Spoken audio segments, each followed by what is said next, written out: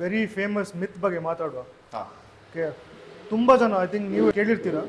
So they say that ಈಗ ನಮ್ಮ engine service ಮಾಡೋ ಮುಂಚೆ ಮೈಲೇಜ್ ಕಮ್ಮಿ ಇರ್ತದೆ, ಲೈಕ್ 25-30 ಹಾಗೆ, ಮತ್ತು ಸರ್ವಿಸ್ ಆದಮೇಲೆ ಒಂದು 35-40 ಆಗ್ತದೆ ಅಂತ. ಆ ಥರ ಏನು ಮ್ಯಾಜಿಕ್ ಮಾಡ್ತೀರಿ ನೀವು ಸರ್ವಿಸ್ ಆದಮೇಲೆ ಮೈಲೇಜ್ ಜಾಸ್ತಿ ಆಗಲಿಕ್ಕೆ? ಇದ್ರ ಬಗ್ಗೆ ಸ್ವಲ್ಪ ಹೇಳಿ ಸರ್.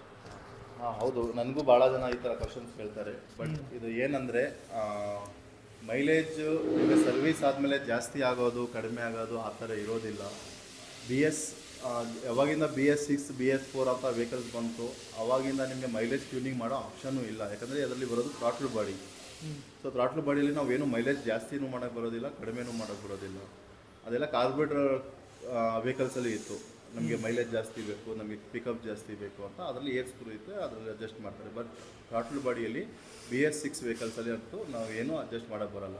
ಮೈಲೇಜ್ ನಿಮಗೆ ಏನಕ್ಕೆ ಜಾಸ್ತಿ ಬರುತ್ತೆ ಸರ್ವಿಸ್ ಆದಮೇಲೆ ಸ್ವಲ್ಪ ಒಂದು 5 ಕಿಲೋಮೀಟ್ರ್ ಅಂದರೆ, ನಾವು ಸರ್ವಿಸಲ್ಲಿ ಏರ್ ಪ್ರೆಷರ್ ಚೆಕ್ ಮಾಡಿರ್ತೀವಿ, ಚೈನ್ ಅಡ್ಜಸ್ಟ್ಮೆಂಟ್ ಮಾಡಿರ್ತೀವಿ, ಏರ್ ಫಿಲ್ಟರ್ ಕ್ಲೀನ್ ಮಾಡಿರ್ತೀವಿ, ಫ್ಯೂಲ್ ಇಂಜೆಕ್ಟರ್ ಅಂತ ಬರುತ್ತೆ, ಅದು ಎವ್ರಿ 4,000 to 5,000 ಕಿಲೋಮೀಟ್ರಲ್ಲಿ ನಾವು ಕ್ಲೀನ್ ಮಾಡಬೇಕಾಗುತ್ತೆ. ಸೊ ಸರ್ವಿಸ್ ಆದಮೇಲೆ ಮೈಲೇಜ್ ಜಾಸ್ತಿ ಬರುತ್ತೆ ಅನ್ನೋದು ಕಾರಣ ಇದೆ. ಇವಾಗ ನಮ್ಮ ಇಂಡಿಯಾದಲ್ಲಿ ಪೆಟ್ರೋಲ್ ಭಾಳ ಅಷ್ಟು ಒಳ್ಳೆ ಪೆಟ್ರೋಲ್ ಇಲ್ಲ. ಸೊ ಆವಾಗ ಏನಾಗುತ್ತೆ ಅಂದರೆ ನಿಮಗೆ ಇಂಜೆಕ್ಟ್ರಲ್ಲಿ ಡಸ್ಟ್ ಕೂತ್ಕೊಳ್ಳುತ್ತೆ, ಥ್ರಾಟ್ಲ್ ಬಾಡಿಯಲ್ಲಿ ಜಾಸ್ತಿ ಕಾರ್ಬನ್ಸ್ ಇರುತ್ತೆ. ಸೊ ಆ ಟೈಮಲ್ಲಿ ಮೈಲೇಜ್ ಸ್ವಲ್ಪ ಡ್ರಾಪ್ ಆಗುತ್ತೆ. ಇನ್ನೊಂದು ಲಾಸ್ಟ್ ಕ್ವೆಶನ್, ನಮ್ಮದು ಇಂಜಿನ್ ವಾರ್ಮ್ ಅಪ್ ಮಾಡ್ತೇವಲ್ಲ, ಅಂದರೆ ಅದಕ್ಕೆ ಕೋಲ್ಡ್ ಸ್ಟಾರ್ಟ್ ಮೆಥಡ್. ಸೊ ನಾನು ತುಂಬ ಚೆನ್ನಾಗಿ ಅಂದರೆ ಡೈರೆಕ್ಟ್ ಸ್ಟಾರ್ಟ್ ಮಾಡ್ಕೊಂಡು ಹೋಗ್ತಾರೆ ಮಾರ್ನಿಂಗ್ ಗಾಡಿ. ಸೊ ಅದು ಇಂಪಾರ್ಟೆಂಟಾ ಇಲ್ವೋ ಅಲ್ಲ ಅಂತ? ಆ್ಯಕ್ಚುಲಿ ಇದು ವೆರಿ ಇಂಪಾರ್ಟೆಂಟ್. ವೆಹಿಕಲ್ ಯಾವುದೇ ವೆಹಿಕಲ್ ಆಗಲಿ ಸ್ಟಾರ್ಟ್ ಮಾಡಿದ ಮೇಲೆ ಒಂದು 40 ಸೆಕೆಂಡ್ ಐಡಲ್ ಕಂಡೀಷನಲ್ಲೇ ಬಿಡಬೇಕು.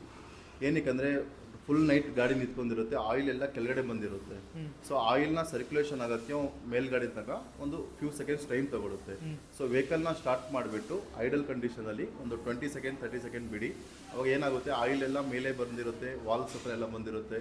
ಸೊ ಆಯಿಲ್ ಸರ್ಕ್ಯುಲೇಷನ್ ಆದಾಗ ಇಂಜಿನ್ ವಾರ್ಮ್ ಅಪ್ ಆದಮೇಲೆ ನೀವು ಏನಾದರೂ ರೇವ್ ಮಾಡಬೇಕಂದ್ರೂ ವೆಹಿಕಲ್ನ ಒಂದು 30-40 ಸೆಕೆಂಡ್ ಸ್ಟಾರ್ಟ್ ಮಾಡಿಬಿಟ್ಟು ಆಮೇಲೆ ಮಾಡಿ. ಆವಾಗ ಇಂಜಿನ್ ಲೈಫು ಚೆನ್ನಾಗಿರುತ್ತೆ. ಇಲ್ಲಾಂದರೆ ಫ್ರೀಕ್ವೆಂಟ್ಲಿ ನಿಮಗೆ ಇದು ವಾಲ್ ಡ್ಯಾಮೇಜ್ ಆಗೋ ಚಾನ್ಸಸ್ ಇರುತ್ತೆ, ಟ್ಯಾಪೆಟ್ ನಾಯ್ಸ್ ಬರೋದಕ್ಕೆ ಕಾರಣ. ಅದು ಕರೆಕ್ಟ್ ಲೂಬ್ ಆಗಲ್ಲ. ಹೌದು.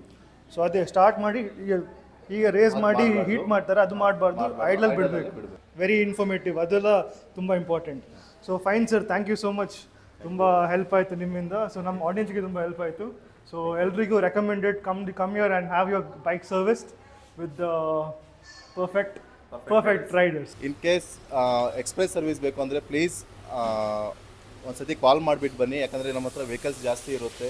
ಸೊ ಬಂದು ಇಲ್ಲಿ ವೇಟ್ ಮಾಡೋ ಬದಲಿ ನೀವು ಒಂದ್ಸತಿ ಕಾಲ್ ಮಾಡ್ಕೊಂಬಂದರೆ ಒಳ್ಳೆಯದು. ರೋಡ್ ಸೈಡ್ ಅಸಿಸ್ಟೆಂಟ್ ಇದ್ರೂ ಇಮಿಡಿಯೇಟ್ ನಾನು ನಿಮಗೆ ರೆಸ್ಪಾನ್ಸ್ ಮಾಡ್ತೀನಿ. ನಂಬರ್ ಬಂದುಬಿಟ್ಟು 9901551600. Thank you.